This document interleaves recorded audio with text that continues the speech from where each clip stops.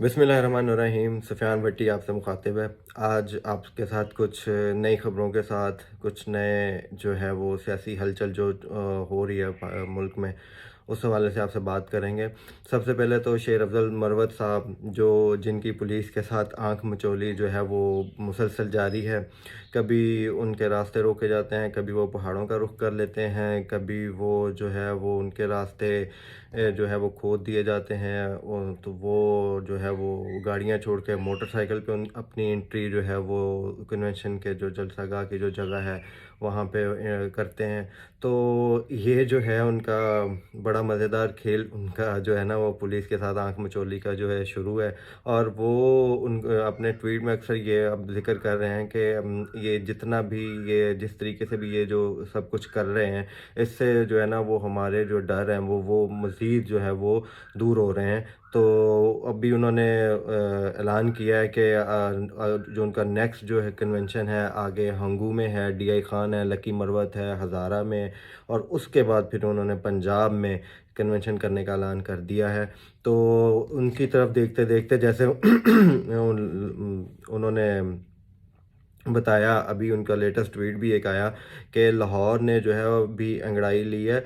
तो लाहौर की आवाम भी जो है वो जो है बिना किसी लीडरशिप के, बिना किसी क़यादत के वो जो है वो सड़कों पर निकल आए कल, और उन्होंने जो है वो बड़ी शानदार एक रैली का मुज़ाहरा किया है। तो लाहौरियों ने भी खौफ के बुत जो हैं वो तोड़ दिए हैं। तो मैं तो ये कहूँगा कि लाहौर ने सिर्फ अंगड़ाई नहीं ली, कराची ने भी अंगड़ाई ली है, और कराची में भी कल एक रैली निकली है जो नौजवानों ने बिना किसी लीडरशिप के वो खुद जो है वो अपने बलबूते पे निकाली है।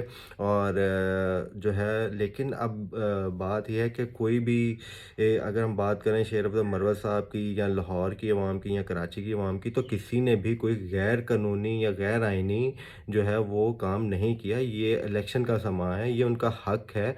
इलेक्शन कमीशन आईन पाकिस्तान उनको ये हक देता है कि वो जो है वो अपनी जमात के लिए अपने जो अपनी जमात का जो मंशूर है, अपनी जमात का जो नज़रिया है वो उसको जो है वो अवाम के सामने रखें। तो ये उनका राइट है। तो लिहाज़ा अब आगे एक तरफ तो पाकिस्तान तहरीक-ए-इंसाफ़ की जो है वो कन्वेंशन भी जारी हैं, पुलिस के साथ आँख मिचौली भी जारी है। दूसरी तरफ आपको बताते चलें कि नून लीग ने गुजरात में जो है एक फ्लॉप पावर शो का जो है वो मुज़ाहरा किया है, और 70% से ज़्यादा जो पंडाल था वो खाली था, जिसकी वजह से जो है जो नून लीग की क़यादत है वो बहुत उन्होंने जो है नाराज़गी का इज़हार किया, बल्कि उन्होंने अपने एमपीज़ एमएनए से जवाब तलब कर लिया कि ये सब जो माजरा था ये क्यों हुआ, कैसे हुआ? अगर आप ये नहीं कर सकते थे, ये ज़िम्मेदारी नहीं अदा कर सकते थे, तो आपने इतना बड़ा पावर शो का जो है वो आवाज़ जो थी वो क्यों बुलंद की थी? क्यों इतनी सोशल मीडिया पे आपने जो है वो बातें की थी? जो अगर आपने लेकिन मैं ये कहता हूँ कि इनको ये समझना चाहिए कि जो अवाम का मोमेंटम है वो कुछ और है। तो इनको ये समझ जाना चाहिए कि अवाम क्या चाहते हैं। अवाम को अब किसी चीज़ में भी उनको कोई चीज़ भी उनके सामने जो है ना वो अब वो नहीं है कि उनको किसी चीज़ की समझ ना आ रही है, अवाम अब नासमझ नहीं रही। और इसके बाद हम आपको एक दूसरी तरफ एक बड़ी दिलचस्प जो है वो चीज़ वो बताने जा रहे हैं, वो ये है कि ओन चौधरी साहब जो है इस्तेहकाम पार्टी के रहनुमा हैं। उन्होंने जो है वो इमरान रियाज़ ख़ान को जो है वो कॉल की है और उनसे मिलने की ख़्वाहिश का इज़हार किया। तो इमरान रियाज़ ने उनको जवाब दिया कि भाई मोस्ट वेलकम, आप जब आना चाहें आएँ, मेरे मेरे दरवाज़े खुले हैं हर इंसान के लिए। लेकिन उन्होंने एक शर्त रखी, उन्होंने कहा जी मैं एक शर्त पे आपसे मिलना चाहूँगा। तो उन्होंने पूछा जी क्या शर्त है आपकी बताएँ? तो उन्होंने कहा है कि जी आपकी और मेरी जो भी गुफ्तगू होगी वो बाकायदा एक वीडियो उसकी बनेगी, और वो कैमरों के सामने होगी, और उसके बाद उसको मैं जो है सोशल मीडिया पे जो है ना वो उसको नशर करूँगा। उन्होंने कहा कि इसकी उन्होंने वजह पूछी कि आप ऐसा क्यों मतलब चाहते हैं कि ऐसा क्यों होगा? तो उन्होंने कहा कि देखें आपने जो है वो आप ओन चौधरी थे थे, आपको कोई जानता नहीं था, आपको नाम, पहचान, आपको रुतबा, हर चीज़ जो आज पूरा पाकिस्तान या बहुत से और दूसरे ममालिक वाले लोग जो आपको जानते हैं, तो वो कोई भी आपको उससे पहले जानता नहीं था। तो आपको जो नाम, रुतबा, ये सब जो चीज़ें दी हैं, वो इमरान खान की वजह से मिली हैं। तो अगर आप उनके ऊपर जो इल्ज़ामात लगा रहे हैं, कल को हो सकता है आप मुझसे मुलाकात करने के बाद बाहर जाएँ और आप कुछ मुझ पे भी नया इल्ज़ाम लगा दें। तो अगर आप उनके वफ़ादार नहीं रहे, तो आप मेरे वफ़ादार कैसे रहेंगे?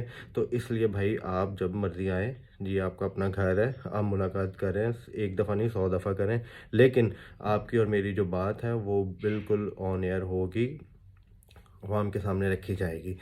अच्छा जी, और इसके बाद मैं आपको बताता हूँ कि पाकिस्तान तहरीक-ए-इंसाफ़ के रहनुमा शौकत बसरा, आप सब उनको जानते होंगे, वो किसी तारुफ़ के मोहताज नहीं है। उनका एक सोशल मीडिया पे बयान आया है। उन्होंने कहा है कि जी उन्होंने अपने हलके की अवाम को ये कहा है, पैगाम दिया है कि मैं अगर गिरफ़्तार कर लिया जाऊँ और अगर मुझे इलेक्शन ना लड़ने दिया गया, तो मैं आप सब लोगों को बताना चाहता हूँ कि मेरी बीवी, आपकी बेटी, आपकी बहन अवाम में निकलेगी और अवाम में इमरान खान का झंडा बुलंद करेगी।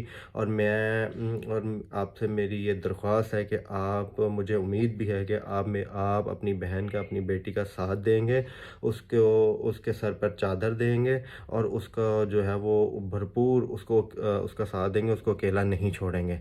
तो ये पाकिस्तान तहरीक-ए-इंसाफ़ के जो रहनुमा हैं, ये उनके जज़्बात हैं। और किस तरीके से जो है वो उनको इतना वो मजबूर कर दिया गया है कि वो आज अपनी जो है ना वो बीवी, बेटियां, उनको उनको बाहर निकालने पे मजबूर हो गए हैं। इस हद तक उनके जो हैं वो रास्ते बंद कर दिए गए हैं। खैर, हमारी दुआ है कि अल्लाह ताला पाकिस्तान को कायम व दायम रखे और जो है वो जितनी भी मुश्किलात हैं पाकिस्तान पे, इनको जो है दूर करें, पाकिस्तान को तरक्की की राह पर गामज़न करें। अपना बहुत सारा ख्याल रखिएगा। इंशाल्लाह नेक्स्ट व्लॉग में आपसे कुछ नई बातों के साथ मुलाकात होगी। बहुत शुक्रिया।